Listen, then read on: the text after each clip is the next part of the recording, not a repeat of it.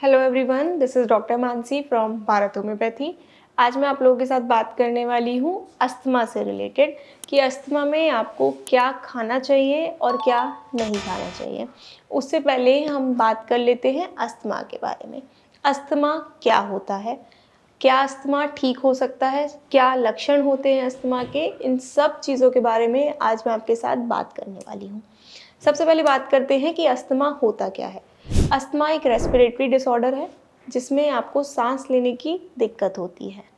Wind pipe से नीचे अगर हम जाते हैं तो वहाँ पे फिर वो डिवाइड हो जाता है, दोनों लंग्स में उसके ब्रोंक्यूल्स जा रहे होते हैं और लंग्स होते हैं। लंग्स के अंदर एल्वुलर सैक्स होते हैं। ये पूरी ही चीज़ें आपको रेस्पिरेशन में हेल्प करते हैं। ये पूरा एक रेस्पिरेटरी सिस्टम प्रेजेंट होता है आपकी बॉडी में। अब अगर कहीं पे भी अगर इन्फ्लामेशन हो गई है या कोई भी वायरस, कोई बैक्टीरिया आपने बाहर से इनहेल कर लिया है जो कि आपके लंग्स में चला गया है, इन्फ्लामेशन कॉज कर दी है, वहाँ पे स्वेलिंग हो गई है, वहाँ पे म्यूकस बहुत ज़्यादा बढ़ गया है, तो जो आपका जो रेस्पिरेटरी ट्रैक्ट होती हैं, जो उसके ब्रोंक्यूल्स होते हैं, जो नलियाँ होती हैं आपकी सांस लेने की, उनका जो रास्ता होता है वो छोटा हो जाता है। वहाँ पे रास्ता छोटा होता रहता है तो आपको सांस लेने में बहुत ज़्यादा दिक्कत होने लगती है। अगर म्यूकस जमा होगा तो भी स्पेस कम हो जाएगा, म्यूकस जमा हो जाएगी तो हवा बाहर और अंदर आने में बहुत तकलीफ होने लगती है।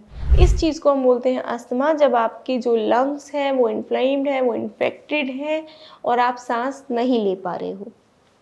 और भी बहुत सिम्टम्स होते हैं जो अस्थमा में आते हैं, जैसे कि वीजिंग साउंड। जब आप सांस लेते हो तो एक सीटी बजने जैसी आवाज़ आपको आपके चेस्ट से सुनाई पड़ती है। शॉर्टनेस ऑफ ब्रेथ, आप 2 कदम ही चलोगे और आपको ऐसा लगेगा कि अब नहीं चला जा रहा, आपकी सांस बहुत ज़्यादा फूल जाती है, उखड़ जाती है और आप नहीं चल पाते हो। खांसी भी होती है, कभी कभी खांसी भी बहुत ज़्यादा हो जाती है, क्योंकि जब आप सांस नहीं ले पाते हो तो आपको एकदम से खांसी का अटैक आ जाता है। और भी बहुत चीज़ होती है, जैसे आपकी छाती में भारीपन रहता है। भारीपन क्यों रह रहा है? लंग्स में आपकी इन्फ्लामेशन है, आपके लंग्स में म्यूकस जमा है, जिसकी वजह से यहाँ पे हैवीनेस रहती है। और एक चीज़ कि आपकी छाती में दर्द होता है। अस्थमा में आपकी छाती में बहुत दर्द रहता है। क्यों रहता है?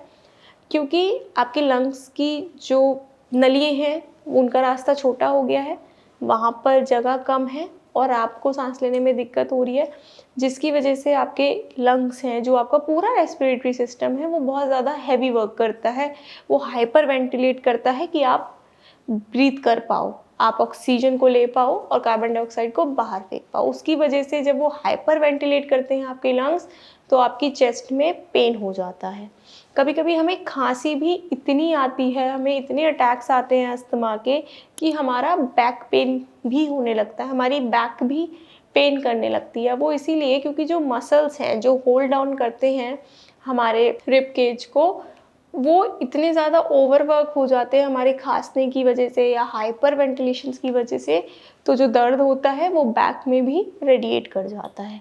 तो ये सिम्टम्स होते हैं अस्थमा के। अस्थमा में नॉर्मली आपके लंग्स में इन्फ्लामेशन ही है। जैसे जैसे आपकी इन्फ्लामेशन कम होगी, वहाँ से म्यूकस हटेगा, आपका जो नलियों का रास्ता है वो खुल जाएगा, तो अस्थमा ऑटोमेटिकली ठीक हो जाएगा।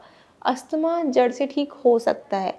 ये भ्रम अपने दिमाग से मिटा दीजिए कि अगर आपको अस्थमा हो गया है तो वो कभी ठीक नहीं होगा। नहीं, अस्थमा ठीक हो सकता है। अब मैं आपको कुछ ऐसी चीज़ें बताऊंगी कि जो आप खाएं, जो आप अपनी डेली लाइफ में, अपनी डेली डाइट में इंक्लूड करें, और कुछ ऐसी चीज़ें जो नहीं खाएं। तो जो पहले मैं बताती हूँ ऐसी चीज़ें जो आपको खानी है।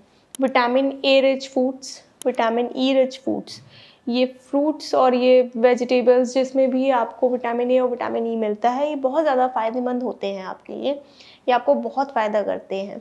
विटामिन ए में एंटी इन्फ्लामेटरी प्रॉपर्टीज़ होती हैं, एंटीऑक्सीडेंट प्रॉपर्टीज़ होती हैं इन विटामिन्स में, जो कि आपके लंग्स की सूजन को भी कम करते हैं और आपकी बॉडी के अंदर आपको इन्फेक्शन से लड़ने की ताकत देते हैं। तुलसी और पुदीना, तुलसी और पुदीना दोनों ही बहुत फ़ायदेमंद हैं आपकी किसी भी रेस्पिरेटरी के डिसऑर्डर में। इनके पत्ते लीजिए, पानी में उबालिए और उसका काढ़ा पीजिए। अगर आपको बहुत ज़्यादा दिक्कत है तो दिन में 2 बार लीजिए, वरना 1 बार लीजिए दिन में। दूसरी चीज़ इसके अलावा हल्दी, हल्दी वाला दूध बहुत फ़ायदेमंद होता है, लेकिन गाय का लेना है आपको, ज़्यादा फैटी मिल्क नहीं लेना है। इसलिए गाय वाला दूध जो होता है उसमें आप हल्दी को डालिए और बॉईल करिए, वो दूध लीजिए। वो भी हल्दी में एक कंपाउंड पाया जाता है करक्यूमिन, जो कि आपकी इन्फ्लामेशन को बहुत हद तक कम करता है। तो अगर आप हल्दी लेते हैं वो भी आपको बहुत फ़ायदा करेगी। जिंजर भी एक ऐसी चीज़ है कि काम आती ही आती है बहुत बीमारियों में, और वैसे ही सांस की बीमारियों में भी अदरक उतनी ही काम आती है। अगर आप अदरक का सेवन कर रहे हैं, अदरक के पानी को पी रहे हैं, तो जो म्यूकस प्रेजेंट होता है, जो आपके लंग्स में जम गया है, ब्रोंक्यूल्स में जम गया है, उनको धीरे धीरे पिघलाकर वो बाहर निकालती है। बहुत अच्छी एक्सपेक्टोरेंट होती है अदरक। उसके अलावा अगर हम बात करें तो कुछ सब्जी ऐसी होती हैं, ग्रीन वेजिटेबल्स, जितनी भी फ्रेश ग्रीन वेजिटेबल्स हैं आपको सब खानी चाहिए। ये आपको इम्यूनिटी देती हैं, आपको इन्फेक्शन से लड़ने की ताकत देती हैं, तो ये बहुत ज़्यादा फ़ायदेमंद है। अब कुछ ऐसी चीज़ें होती हैं जो आपको अस्थमा में बिल्कुल नहीं लेनी है, जैसे कि वाइन्स हो गई और एल्कोहल्स हो गई। ये चीज़ें आपके अस्थमा को बहुत हद तक ट्रिगर करते हैं, मतलब बहुत ज़्यादा। ये आपको बिल्कुल अवॉइड करनी है। इसके अलावा अगर मैं बात करूँ तो स्वीट्स, जो प्रोसेस्ड फूड्स होते हैं या फिर जो स्वीटनर्स होते हैं या ड्रिंक्स होती हैं, ये जितनी भी कार्बोनेटेड ड्रिंक्स होती हैं या बाहर का खाना कह लो, जंक फूड होता है, ये सब आपको अवॉइड करना है अगर आप अस्थमैटिक पेशेंट हैं तो। ये सब आपके लिए बहुत ज़्यादा नुकसानदायक है। तीसरी चीज़ मीट भी आपको अवॉइड करनी है, स्पेशली रेड मीट अस्थमा के पेशेंट्स के लिए बहुत ज़्यादा नुकसानदायक है।